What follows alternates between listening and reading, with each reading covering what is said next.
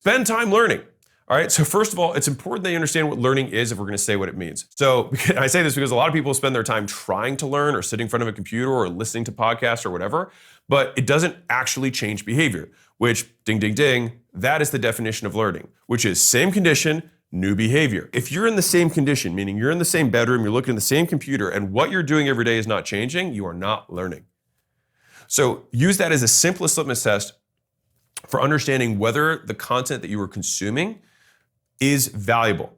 If you cannot translate it, or the person who's teaching you, whoever it is, me or anyone, into what do I do now? So there's this big thing, Malcolm Gladwell talked about 10,000 hours is this common theme, which is it's not 10,000 hours, but 10,000 iterations. And the reason I like that framing is because it assumes that you will fail and it assumes that you will get better as you learn, right? It is that 10,000 iterations is a proxy for feedback loops, which means that if you do something and you get no feedback, it's virtually impossible to learn. So when we are doing stuff in the real world, a lot of times the real world will give you a feedback loop, but you post a piece of content, nothing happens.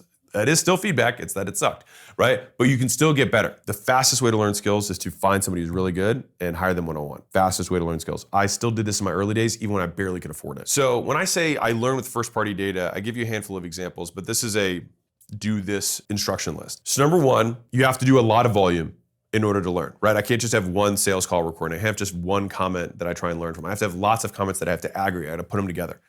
Number two is that I analyze the top 10%.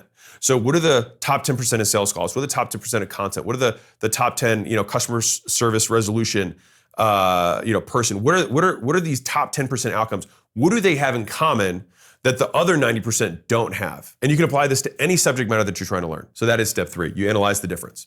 Step four is you figure out the most important details, like the eyes, like the feet, like the whatever. And this is where a lot of people struggle, is that they don't know which part is important. And that's part of learning, is that you're like, there's 6 differences.